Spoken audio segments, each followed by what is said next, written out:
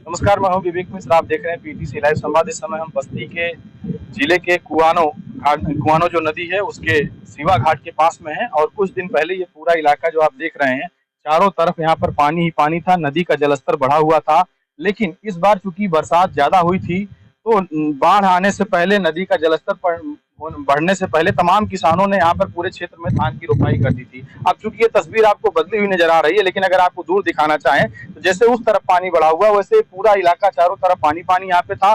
और उससे पहले तमाम किसानों ने अपने धान की रोपाई कर दी थी, लेकिन जब पानी का जलस्तर बढ़ा तो वो सारी फसल, यहाँ पर सैकड़ों किसानों की कई सौ बीघे फसल जो है नदी के चारों तरफ वो बर्बाद हो गई। और अब स्थिति यह है कि जब धीरे धीरे पानी जो है घट रहा है, नदी का जलस्तर घट रहा है और धीरे धीरे पानी कम हो रहा है, तो किसान एक बार फिर जो है अपने खेतों में फसल की रोपाई कर रहे हैं, धान की रोपाई कर रहे हैं। इसमें सबसे महत्वपूर्ण बात यह है कि इससे पहले जो किसानों ने एक बार पूंजी लगा करके फसल की रोपाई की थी, वो पूरी तरीके से बर्बाद हो गया। उसमें जो खेत तैयार करने के लिए, पानी भरने के लिए जो बीज जो है, उसमें बीज तैयार करने के लिए नर्सरी तैयार की गई थी, वो सारा पैसा बर्बाद हो गया।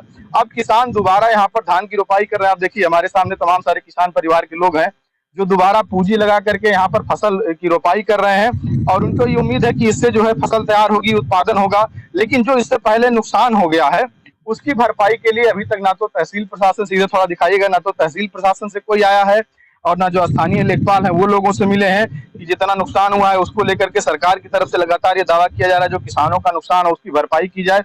लेकिन अभी तक किसानों की तरफ से, तहसील प्रशासन की तरफ से किसानों से कोई नहीं मिला है। देखिए, दिखा रहे, क्या नाम है आपका? मेरा नाम धनवेंद्र। तो कितना इससे पहले आपने कितना रोपाई किया था, कितने यहाँ खेत में? बहुत किया। तो ये सारा फसल बर्बाद हो गई थी। दोबारा ये तहसील से कोई आया था, लेखपाल, कोई और? हाँ? इससे पहले कोई कभी हर साल ये स्थिति होती है? हर साल होती है, हर साल होती है, कोई नहीं आता। कोई नहीं आता।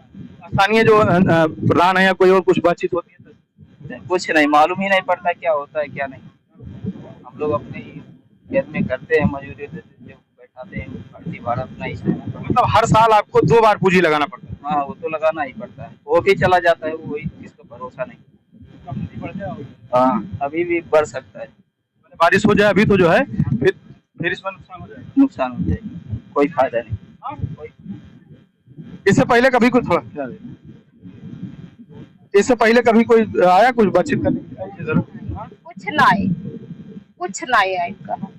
एसडीएम कैसे को सरकार की तरफ से कोई मदद? क्या होना है अब बढ़िया है फिर खत्म,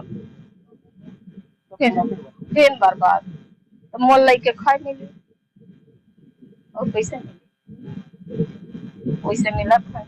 अब बढ़िया बात से जाए फिर भर जाए, कब मिली? कुछ नहीं, अब को चवन्नी नहीं मिला, वो गेहूँ चाहे जो मिला और कुछ नहीं मिली। सरकार की तरफ से कोई मदद नहीं? अब वो 5 किलो दिया था और का दिए? हाँ, वो 5 किलो मिला। देखिए, ये किसानों का ये दर्द है कि ये नदी के आसपास जो भी इलाके हैं वहां पर पहले धान की रोपाई से पहले किए, उसका नुकसान हो गया। दोबारा पूंजी लगा करके दोबारा जो नर्सरी है वो पौधे जो इकट्ठा करके फिर दोबारा इसमें पूंजी लगाई जा रही है। और इन लोगों को उम्मीद है कि हो सकता है बारिश कम हो या नदी दोबारा जो है इस तरीके से ना बढ़े तो इनकी फसल तैयार हो जाए और इनके अनाज इनके घर पहुंचे। तो ये स्थिति है। अब इसमें सबसे बड़ा सवाल ये है कि जो किसानों का नुकसान हुआ है या बीते वर्षों में जो नुकसान हुआ, उसके लिए सरकार की तरफ से तो लगातार ये दावा किया जाता है, अधिकारियों को निर्देश भी दिया जाता है मुख्यमंत्री के स्तर से, लेकिन धरातल पर जो तहसील के कर्मचारी हैं, जो लेखपाल हैं, जो कानूनगो हैं और जो स्थानीय स्तर पर जिनकी जिम्मेदारी है, उनके स्तर से प्रक्रिया पूरी करा करके इन किसानों को मुआवजा देने की पहल नहीं हो पा रही है। ऐसे में सवाल यह है कि क्या सिर्फ योगी आदित्यनाथ वहां से आदेश करते हैं, निर्देश देते हैं सारे लोगों को और जमीन पर किसानों को इसका लाभ नहीं मिल पा रहा है। कैमरा पर्सन हरि के साथ बस्ती से विवेक कुमार मिश्र।